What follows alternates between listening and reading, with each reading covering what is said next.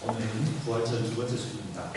그래서 지난주에 이어 부활에 대한 말씀을 나누려고 합니다. 여러분, 부활이 무엇입니까? 부활은 죽은 자가 다시 살아나는 것입니다. 부활의 전제는 죽음입니다. 예수님은 십자가에서 분명히 돌아가셨습니다. 이 죽음을 최종적으로 확인한 사람은 십자가 사형을 집행하던 로마 병사였습니다. 요한복음 19장에 따르면 유대인들은 유월절을 준비하기 위해서 십자가에 달린 사람들을 빨리 죽여달라, 그 시체를 치울 수 있게 해달라, 그렇게 요구합니다. 그래서 다리를 꺾으라고 합니다. 그러자 로마 병사들은 예수님과 함께 십자가에 달린 사람들의 다리를 꺾었습니다. 그리고 예수님의 다리 역시 꺾기 위해서 다가왔는데 예수님은 이미 돌아가셨습니다. 그래서 그 병사들은 예수님의 죽음을 다시 한번 확인하기 위해서 창으로 옆구리를 찔렀고 그 옆구리에서 피와 물이 흘러나왔다. 성경은 그렇게 증언합니다. 이렇게 보면 예수님은 분명히 돌아가셨습니다. 그리고 그 죽음을 본 사람들은 십자가 주변에 있던 여러 사람들이었습니다. 그리고 안식일 첫날 예수님께서 다시 살아나셨습니다. 그러면 예수님께서 다시 살아났다는 증거가 무엇인가? 우리는 지난주에 이 문제와 관련해서 말씀을 살펴보았습니다. 예수님의 부활을 확증할 만한 객관적인 문제는 없습니다. 그러나 그것을 목격한 사람들이 있습니다. 증인입니다. 바울 사도는 고린도전서 15장 5절에서 8절까지 예수님의 부활을 목격했던 사람들의 이름과 그 사람들을 나열하고 있습니다. 그리고 그들 중에 대다수가 아직도 살아있다. 이게 무슨 말입니까? 혹시 의심이 되면 그들에게 확인해보라, 그 말입니다. 부활의 가장 중요한 증거는 증인이었습니다. 그런데 예수님의 부활을 이야기하면서 우리가 유의해야 할 점이 있습니다. 성경은 예수님을 부활의 첫 열매라고 말합니다. 예수님이 처음으로 부활하신 분이다, 그 뜻이죠. 그런데 이렇게 말해놓고 보면 약간 이상한 부분이 있습니다. 앞에서 부활의 정의를 죽은 자가 다시 살아나는 것이라고 했는데 성경에는 예수님보다 먼저 다시 살아난 사람들의 이야기가 나오기 때문입니다.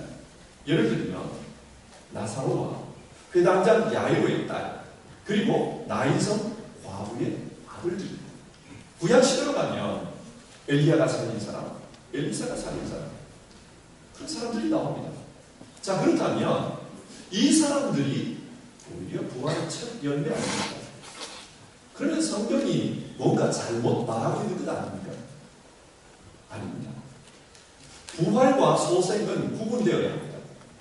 부활은 신령한 몸으로 살아나서 다시는 죽지 않는 것이 부활입니다. 하지만 소생은 육신으로 죽었다가 그 육신으로 살아나서 언젠가는 그 육신이 다시 죽는 것이 소생입니다. 나사로는 소생했습니다. 그는 그 육신이 다시 죽었을 것입니다. 이것은 성경이 말하는 부활이 아닙니다. 성경을 읽어보면 예수님의 부활 이야기와 함께 예수님의 승천 이야기가 나옵니다. 부활하신 후 40일 동안 이 땅에 계시다가 감람산에서 제자들이 보는 가운데 하늘로 올라가셨습니다. 이것이 의미하는 것은 예수님은 부활 이후 죽지 않았다는 사실입니다. 그래서 예수님은 지금 하나님의 보좌 우편에 앉아 계신다. 그곳에서 우리를 위하여 간구하고 계신다. 지금도 우리를 위하여서 일하고 계신다. 그리고 그분은 다시 땅에 오실 것이다. 성경 그렇게 말하고 있습니다. 부활을 이룬 것입니다. 그 부활하신 주님께서 제자들에게 사명을 주셨습니다. 사도행전 1장 8절의 말씀인데요. 그러나 성령이 너희에게 내리시면 너희는 능력을 받고 예루살렘과 온 유대와 사마리아와 그리고 마침내 땅끝까지 이르러 내 증인이 될 것이다. 예수님은 증인의 사명을 주셨습니다. 그래서 오늘 본문 32절을 보면요, 제자들은 그 말씀대로 증인으로 살아갑니다. 그런데 증인으로서 뭘 증거합니까? 증거의 내용이 무엇입니까? 사도행전 5장 30절과 31절에 그 증거의 내용이 나오는데요. 우리 조상들의 하나님은 여러분이 나무에 달아 죽인 예수를 살리셨습니다. 하나님께서는 이분을 높이시어 자기 오른쪽에 앉히시고 영도자와 구주로 삼으셔서 이스라엘이 회개하고 죄사함을 받게 하셨습니다.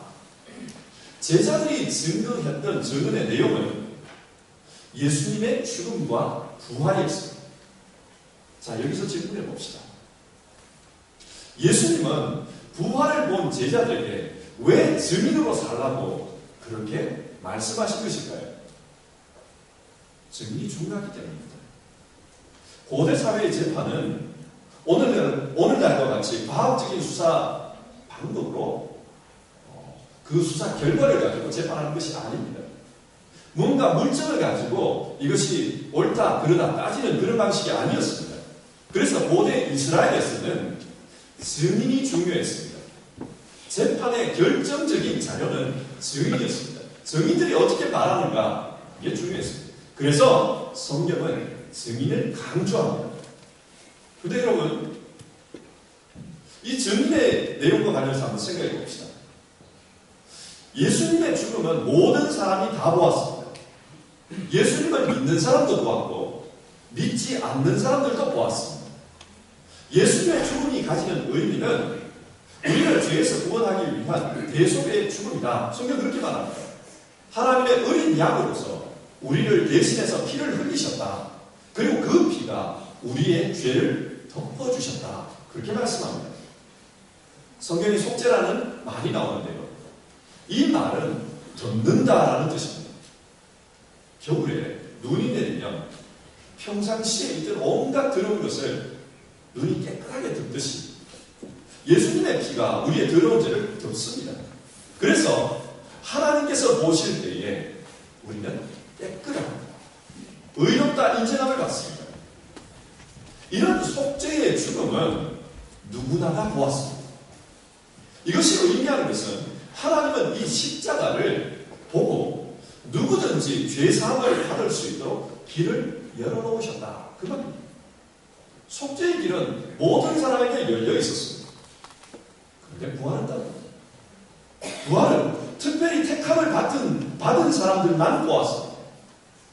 여러분, 하나님께서 왜 이렇게 하셨을까요? 만약 부활을 좀 더 편하게 증명하고 싶으셨다면 총독 빌라도에게 예수님이 부활하셔서 나타났다고 한번 가정해 봅시다. 혹은 예수님을 죽이려고 했던 그 대제사장에게 예수님이 부활하셔서 나타났다고 가정해 봅시다.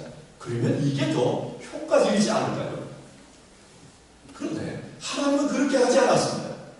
하나님은 그런 모든 사람들에게 부활을 보여주신 게 아니고 택한 사람들에게만 부활을 보여주셨습니다. 왜 이렇게 하셨을까요? 여기에 하나님의 뜻이 있습니다. 부활은 예수님의 죽음이 진짜 우리를 위한 속죄의 죽음이다. 그걸 증명하는 겁니다. 부활을 통해서 그 십자가의 사실성이 우리에게 증명이 됩니다. 그런데 하나님께서는 이 부활을 모든 사람들에게 보여주지 않습니다. 하나님은 믿음을 통해 자신의 구원 역사를 이루고자 하시기 때문입니다.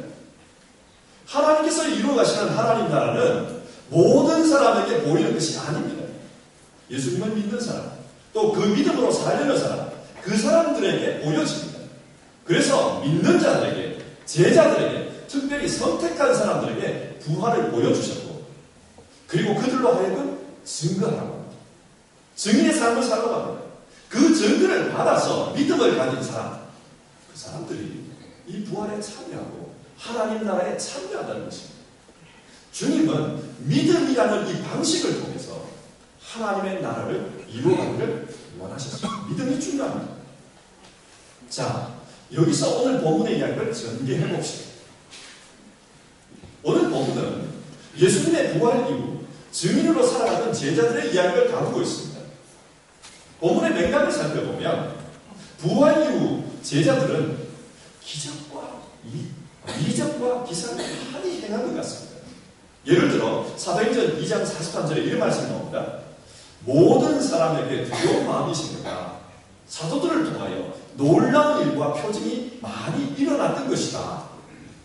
그리고 사도행전 3장을 보면 성전 미문에 앉아서 구걸하던 장애인이 베드로와 요한을 만나면서 일어나 걷게 됩니다. 금과 은은 내게 없지만 내게 있는 것으로 너에게 주노니 나사렛 예수의 이름으로 일어나 걸어라. 그렇습니다. 그리고 5장 7절 사도들의 손을 거쳐서 많은 표징과 놀라운 일이 백성 가운데서 일어났다. 어느 정도로 놀라운 일이 일어납니까? 사람들이 베드로가 지나갈 때에 그의 그림자만이라도 자기에게 데이기를 원했다는 겁니다. 왜 원했냐? 그렇게 되기만 해도 병이 나을 거다. 그런 믿음이 있었다. 여러분 이게 뭘 말합니까? 부활하신 주님께서 지금도 살아서 역사하신다는 것을 말하고 있습니다. 그래서 예수의 이름으로 기도하면 환자들이 낫고 귀신들이 쫓겨갑니다. 이것은 절대로 제자들 개인의 능력이 아니었습니다. 부활하신 주님께서 역사하시는 내용이었습니다. 성경은 이것을 통해서 예수님은 아직도 살아계신다. 그것을 말씀하고 있는 겁니다. 만약 오늘 우리에게도 이런 일이 일어난다면, 죽었던 사람이 살아나고 또 어려움을 당한 사람의 문제가 해결된다면 그러면 쉽게 주님을 믿을 수 있을 것 같습니다. 그런데 하나님의 역사는 그렇게 진행되지가 않습니다. 주님의 증거가 불같이 일어나는 그 상황 속에서 박해 역시 쓰나미처럼 몰려오는 것을 성경을 통해 확인할 수 있습니다. 영적인 그림을 한번 그려봅시다. 하나님의 나라가 확장되는 것을 마귀가 가만히 두고 보고 있을까요? 그렇지 않습니다. 그래서 박해가 일어납니다. 어려움이 생겨납니다. 자, 그렇다면 누가 박해를 합니까? 5장 17절과 18절을 보면요. 대제사장과 그의 지시자들인 사두개파 사람들이 모두 시기심이 가득 차서 들고 일어나 사도들을 잡아다가 옥에 가두었다. 대제사장과 사두개파 사람들이 박해를 했습니다. 이들이 왜 박해를 할까요? 마귀는 왜 이런 사람들을 이용할까요? 사두개파 사람들은 부활이 없다고 생각하는 사람들입니다. 천사도 없다고 생각했습니다. 이들은 영적인 존재를 믿지 않습니다. 철저히 눈에 보이는 것만을 믿습니다. 그런데 예수님의 제자들이 계속 부활을 주장합니다. 우리의 대제사장이 죽인 그 예수님을 하나님이 살리셨다. 그렇게 말하고 다닙니다. 사실 이런 말만 들으면 제자들의 증언은 별로 신빙성이 없어 보입니다. 누가 부활을 그렇게 쉽게 믿겠습니까? 그런데 이상한 일들이 일어나는 겁니다. 예수의 이름으로 사람이 낫고 상식적으로 설명할 수 없는 그런 일들이 발생한 것입니다. 예를 들어 5장 17절부터 그 이하의 내용을 봅니다. 제사장들이 이 사도들을 감옥에 가두었다고 합니다. 그리고 경비병들을 통해서 감옥을 지키게 했습니다. 그리고 얼마간의 시간이 흐른 후 공회를 모으고 사도들을 데리고 오라 그렇게 말했습니다. 그런데 감옥에 가보니까 사도들이 없었어요. 이상합니다. 간수도 그대로 있었고 문도 그대로 잠겨 있는데 그런데 사람만 없어진 겁니다. 이게 무슨 일인가 놀라서 달려나오더니 성전에서 이 사도들이 백성들을 가르치고 있었습니다. 신기한 일이 일어난 겁니다. 오늘 성경을 보면 천사가 그 일을 했다고 합니다. 사두개인들은 부활도 천사도 부정하기 때문에 이 사건을 믿을 수가 없었습니다. 천사가 이렇게 했다? 진짜 예수가 부활했다? 믿을 수가 없어요. 그들의 논리로서는 받아들일 수가 없습니다. 그러나 논리로서는 받아들일 수 없는데 이 이상한 현상을 어떻게 해석해야 될지 굉장히 난감한 상황에 빠지는 거예요. 이걸 도대체 뭐라고 해석해야 될까? 그래서 그들은 사도들을 공격합니다. 그 공격의 내용이 28절에 나오는데요. 우리가 그대들에게 그 이름으로 가르치지 말라고 엄중히 명령하였고 그런데도 그대들은 그대들의 가르침을 온 예루살렘에 퍼뜨렸어. 그대들은 그 사람의 피에 대한 책임을 우리에게 씌우려고 하고 있어. 제사장들은 이 부활을 믿을 수 없지만 그렇다고 부활이 없었다고 반박할 만한 무슨 증거가 없는 거예요. 이상한 일들이 자꾸 일어납니다. 그래서 어쩔 수 없이 증인들을 협박합니다. 다시는 그런 말로 말하지 말라. 만약 그런 말로 말하면 가만히 있지 않겠다. 니네들은 우리를 지금 죄인으로 만들고 있고 우리가 그 예수를 죽였다고 그렇게 말을 하고 있다. 가만히 있지 않겠다. 우리를 모독하면 가만히 있지 않겠다. 그렇게 겁을 주고 무슨 말입니까? 이렇게 해서라도 그들은 부활을 부정하고 싶었던 것입니다. 성경이 이 논의를 통해서 말하는 것은 부활은 분명하다는 사실입니다. 그래서 지금도 살아계신 그 예수님께서 이 일을 하고 계십니다. 이상한 현상들이 일어났다. 그리고 그 주님께서 믿음을 통해 하나님 나라를 이루어가고 계십니다. 믿는 사람들을 통해 하나님 나라가 나타나게 하고 계신다. 그걸 말하고 있습니다. 자, 여기서 오늘 말씀을 우리의 상황에서 한번 이해를 해봅시다. 예수님은 오늘 우리에게도 부활 증인의 삶을 원하십니다. 왜 그럴까요? 하나님의 나라가 오늘도 우리를 통해서 계속 이루어져 가야 하기 때문입니다. 그래서 우리가 부활 증인의 삶을 살기를 원합니다. 근데 여기에 문제가 있습니다. 제자들은 예수님의 부활을 직접 목격했습니다. 그리고 신기한 이집트를 많이 경험했습니다.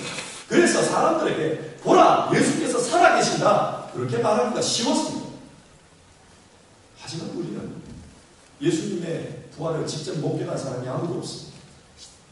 그리고 우리 가운데 오늘 성경에 나온 것처럼 이런 이적과 기사가 흔하게 일어나는 것도 아닙니다. 그런데 우리는 무엇을 근거로 예수님의 부활을 말할 수 있습니까? 우리가 어떻게 부활 증인으로 살 수가 있습니까? 이런 우리가 그리스도의 증인으로 살기 위해서 성경은 우리에게 무엇이 필요하다고 말합니다.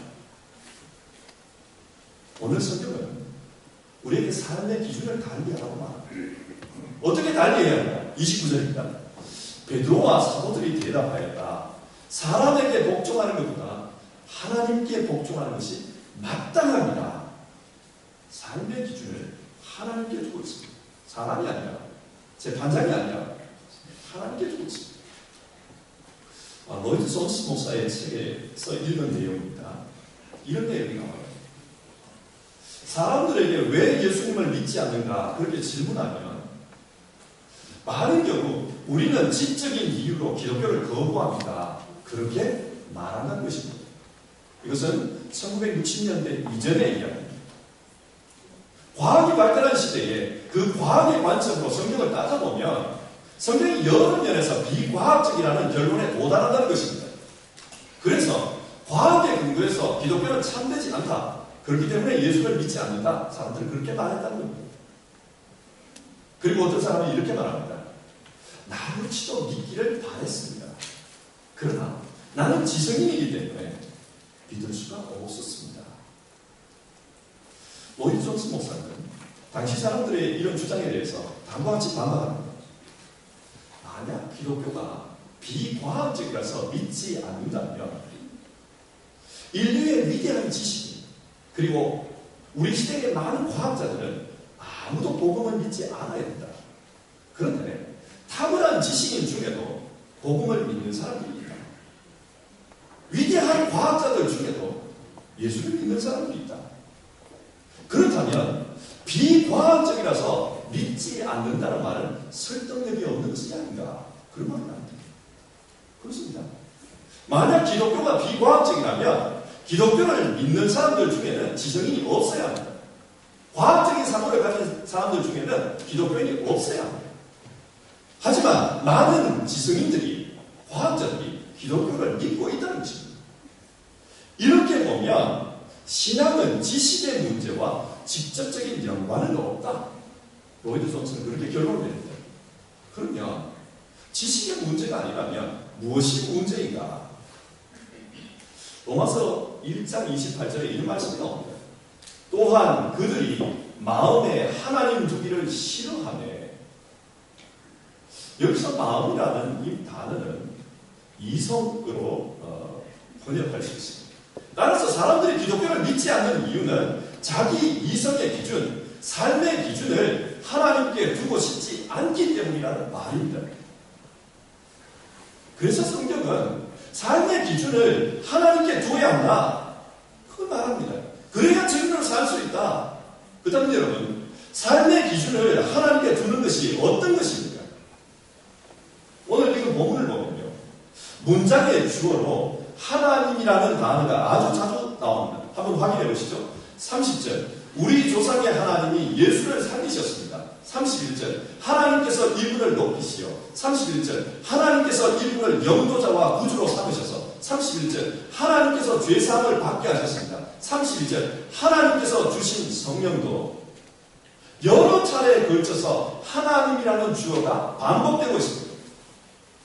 삶의 기준을 하나님께 두는 것은 이런 역사를 하나님 중심으로 해석하는 것입니다. 역사를 움직이는 주체를 하나님으로 보는 것, 그것이 하나님께 기준을 두는 것입니다. 하나님은 보이지 않습니다.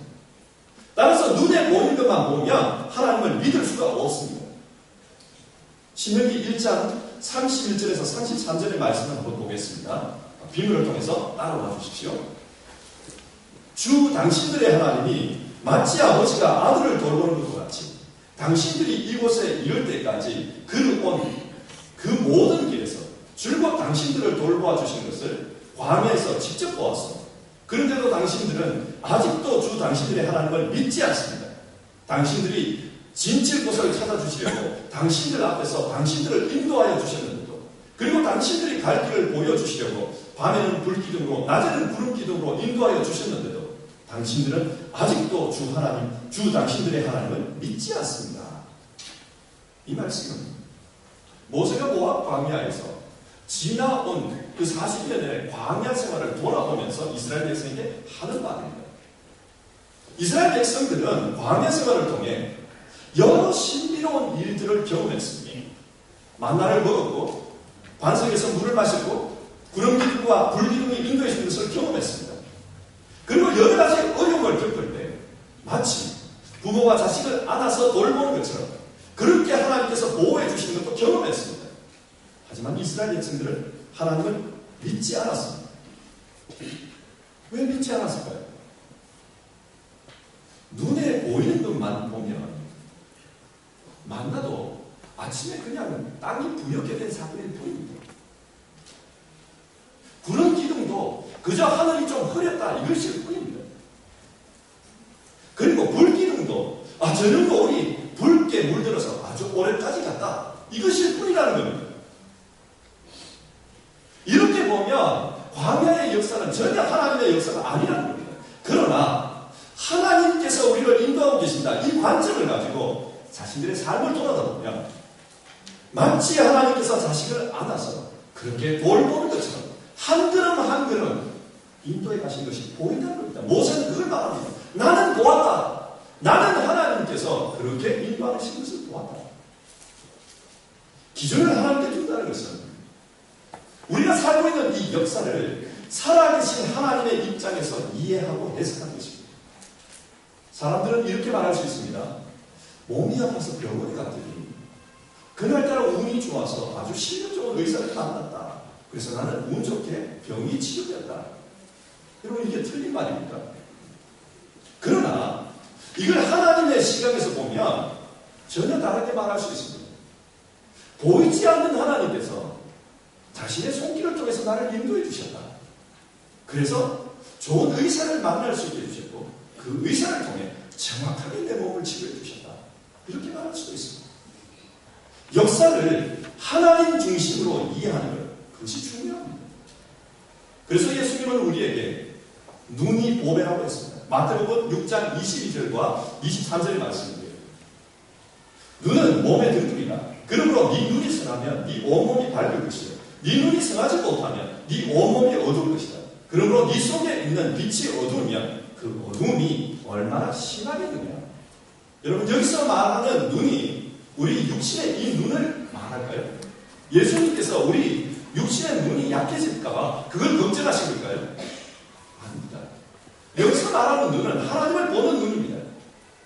하나님을 기준으로 세상을 보면 하나님이 일하시는 게 보인다는 겁니다. 그런데 그 눈이 없으면 우리의 영혼은 어둡다는 사실입니다. 사도들은 부활하셔서 살아계신 주님을 기준으로 세상을 보았기 때문에 그들은 모든 것 속에 하나님께서 이렇게 하셨다, 하나님께서 이렇게 하셨다, 그렇게 말할 수 있을 것입니다. 자, 말씀을 정리하겠습니다. 오늘은 부활절 두 번째 주일입니다. 그래서 예수님의 부활 이야기를 나누고 있습니다. 여러분, 부활 증인들이 부활절 이후에 어떻게 삶을 살았습니까? 예수님은 어떤 삶을 요구하고 있습니까? 예수님은 증인의 삶을 요구하십니다. 예수님이 분명히 살아나셨고 지금도 살고 계시다, 역사하고 계십니다. 그것을 증거하게 하셨습니다. 바퀴가 남았습니다. 그런 이야기를 하니까 많은 핍박이 있었습니다. 그러나 성경은 우리 역시 이런 삶을 살아야 된다, 그렇게 말씀합니다. 어려움이 있고 힘든 점이 있지만 그럼에도 불구하고 하나님 살아계신다는 것을 보여주는 증인으로 살아야 된다, 그런 말입니다. 그런데 어떻게 증인으로 살까요?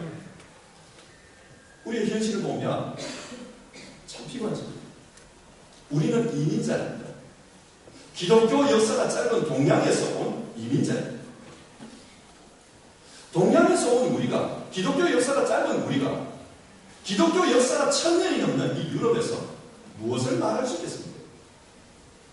1000년이 넘는 기독교 역사를 가진 유럽 사람들의 입장에서 보면 동양에서 온 사람들이 신앙에 대해서 성경에서 말하는 것이 얼마나 설득력 있게 그렇게 들릴까요? 좀 비관적인 생각이 듭니다. 이런 상황에서 어떻게 증인으로 살 수 있습니까? 하지만 여러분, 성경의 하나님은 그런 이민자를 통해, 그리고 땅끝까지 흩으신 디아스포라를 통해, 오늘 우리식으로 말하면 믿음의 순례 역사를 가고 있는 그 사람들을 통해 하나님의 나라를 이루어가셨다는 사실입니다. 이게 중요합니다. 어떻게 역사하셨습니까? 하나님의 구원 역사는 하나님 자신이 직접 만들어 가십니다. 사람에게 의존하지 않습니다. 하나님이 만들어 가십니다. 그 하나님께서 우리에게 요구하는 것은 너 나와 함께 그 길 같이 갈 수 없겠니? 그것입니다. 하나님께서 일하실 때 그 옆에서 우리가 증인으로 좀 서 있어 달라는 것입니다. 그래서 지금 하나님이 일하고 계신다, 하나님께서 그 일을 하셨다, 그걸 보고 말해달라는 것입니다. 우리에게 그 일 하는 게 아닙니다. 하나님께서 하십니다. 우리에게는 옆에 서서 그것을 보고 증언해달라는 것입니다. 증인으로 살기 위해서는 우리에게 훈련이 필요합니다. 세상을 하나님 기준으로 보는 훈련, 그래서 하나님 중심으로 역사를 이해하는 훈련, 그것이 필요합니다. 주님은 부활하셔서 지금도 살아계시기 때문에 지금도 일하십니다. 주님은 그 일하심을 보고 우리에게 증인이 되어달라, 그걸 요구하십니다. 부활절 이후 제자의 삶은 증인의 삶이었습니다. 성경은 오늘 우리도 그렇게 살라고 합니다. 그런데 세상이 증인들을 싫어합니다. 그래서 박해가 있고 어려움들이 있습니다. 그런데 어떻게 증인으로 살까? 기준을 하나님께 두라고 합니다. 그리고 역사에서 하나님을 주어로 보라고 합니다. 우리 모두도 믿음 생활하는 가운데 이 훈련을 했으면 좋겠습니다. 기준을 하나님께 두는 훈련, 역사를 하나님 주어로 보는 훈련, 이 훈련을 통해서 우리 삶의 자리에, 이 자리에서 주님의 정의 역할을 잘 감당했으면 좋겠습니다. 여러분, 저도 여러분도 부활하신 주님의 증인으로서 살아가기를 원합니다. 우리 함께 찬송하고요, 기도하는 시간을 가집시다.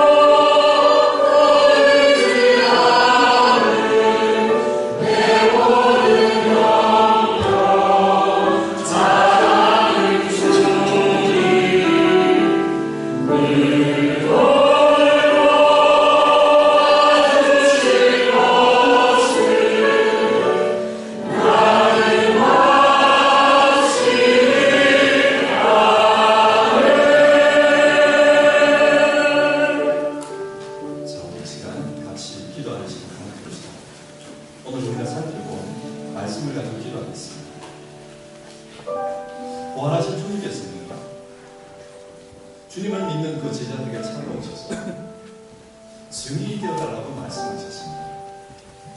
오늘 우리에게도 예수님께서는 너가 나의 증인이 될 수 없겠니? 그걸 말씀하십니다. 우리에게 하나님 나라를 만들어가라고 하지 않습니다. 하나님 나라의 역사는 지금도 살아계신 그 주님께서 만들어갔습니다. 우리에게 요구하는 것은 너는 나와 동행하면서 이 세상에 내 증인이 되어주지 않겠니? 내가 살아서 이 일을 한다는 것, 그 증인이 되어주지 않겠니? 그것을 요구합니다. 우리가 살아가는 세상은 마치 대제사장 앞에 서 있는 그 제자들 모습처럼 부활을 이야기하면 어리석다고 말합니다. 주님께서 이 세상의 역사를 만들어간다고 그렇게 이야기하면 그것을 호소칩니다.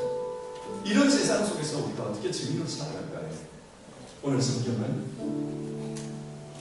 우리에게 훈련하라고 합니다. 기준을 하나님께 두라. 기준을 하나님께 두고 살라. 하나님께 기준을 둔다는 것은 역사의 주어로 하나님을 보는 것이다. 하나님께서 역사를 주관한다는 그 시각으로 보는 것이다. 우리에게 그건 맞습니다. 우리 같이 기도합시다. 주님, 나도 내 삶의 자리에서 부활의 증인으로 살아가기를 원합니다. 주님의 증인으로 살아가기를 신앙 가운데 나도 훈련하기를 원합니다. 기준을 하나님께 두고 살아가는 훈련을 하기를 원합니다. 그래서 내가 살고 있는 이 역사의 주로 하나님을 보기를 원합니다. 주여 내 눈을 뜨게 하셔서 주여 보게 하시고 그리고 증거할 수 있게 도와주시옵소서.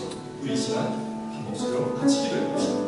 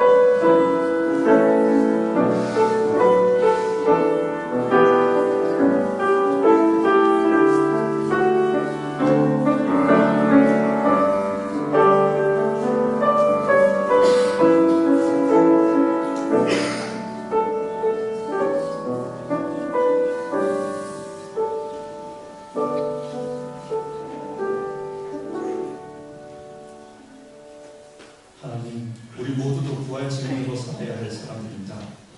주님 지금도 살아계심을 믿고 그 주님을 통해 하나님 일하시는 것을 보게 하옵소서. 기준을 하나님께 두고 역사의 주체이신 하나님의 일하심을 보며 하나님 일하신다 말할 수 있는 우리 되게 하옵소서. 오늘 함께 예배한 모든 성도님들 그 삶 속에 믿음을 훈련하며 또 살아계신 하나님을 증거하며 살게 하옵소서. 세상에서 믿음이 흔들릴 때마다 주의 손 만지며 부활하신 주님 따라가는 우리 되게 하옵소서. 예수님의 이름으로 기도드립니다. 아멘.